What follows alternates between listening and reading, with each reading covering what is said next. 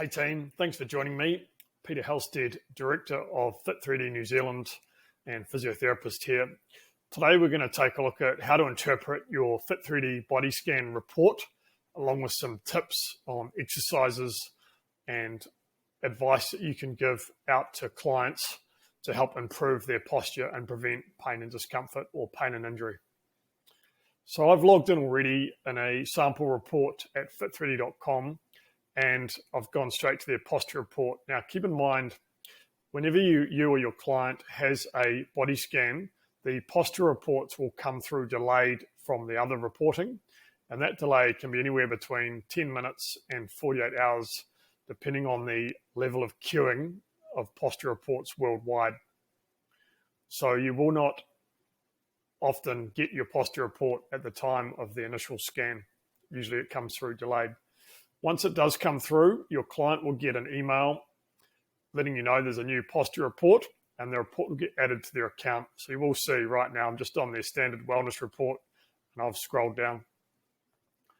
Interpreting the posture report, so just to clarify, you'll get a front, side, and back analysis.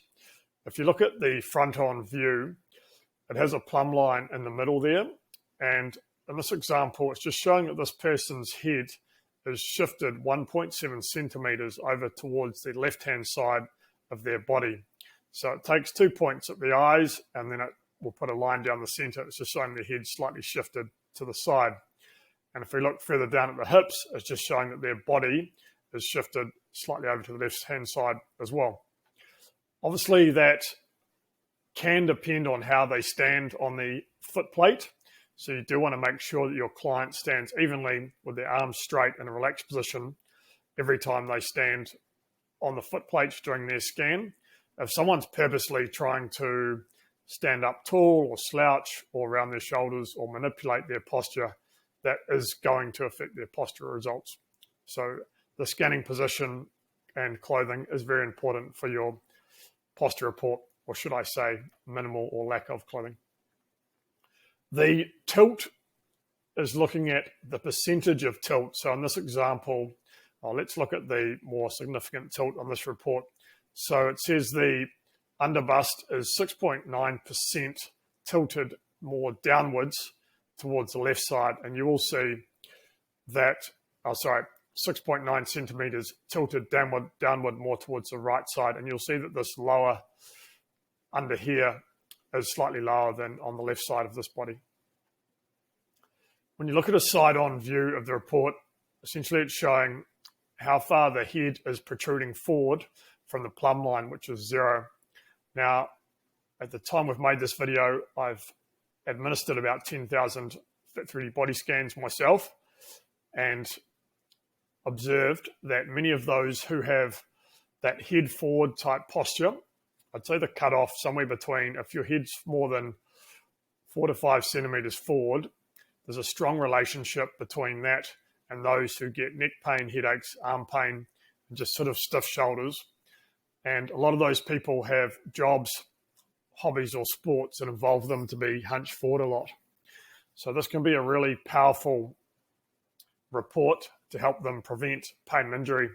Now, the type of exercises I'd be giving out to clients, and these are just some ideas, keep in mind, depending on what type of qualification you have, might depend on how deep you go in advice, or may depend on what sort of hands-on treatment you're able to provide. However, the exercises I'll commonly give out for someone whose head is protruding forward, I'll give them some education around how they're setting up their desk or their computer, so making sure that the screen's nice and high. Laptops and phones are often a problem. If people are kind of hunching forward, looking at their phone a lot, or looking down at their laptop, then that's likely to contribute to a forward head posture over periods of time.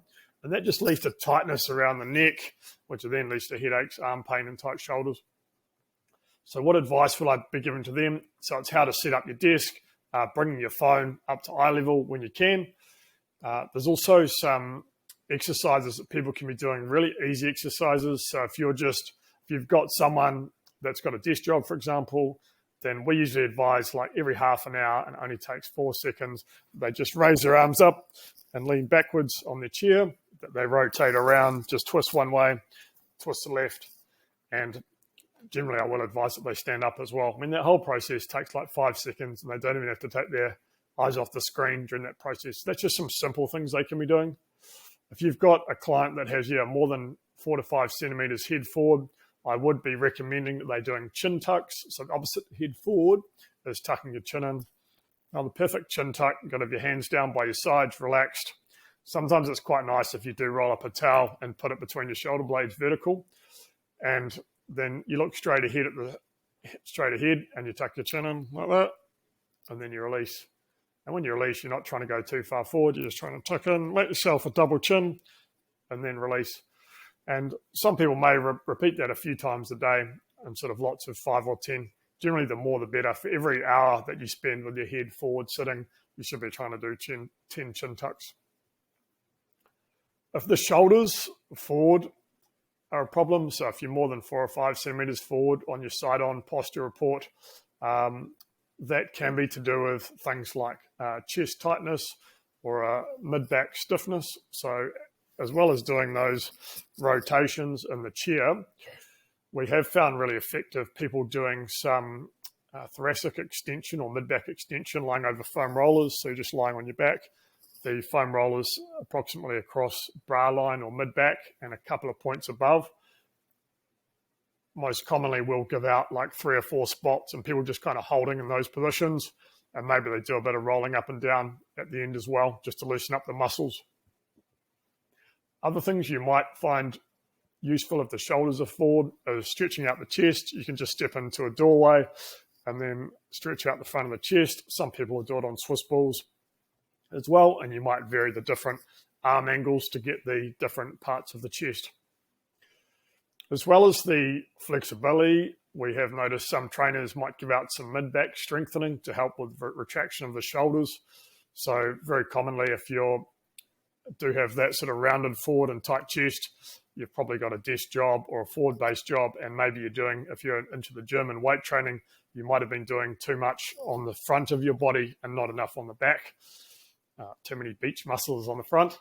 So sometimes doing some retraction exercises as part of your regime, for example, cable rows, lat pull downs, chin ups, making sure you squeeze your shoulder blades back together may assist with preventing that shoulders rounded.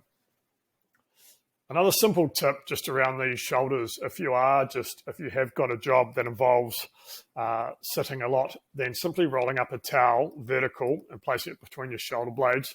Instead of being like that all day, if you've got a chair that has a fixed back, just that towel itself can just automatically open up your shoulders just with the feedback on the body.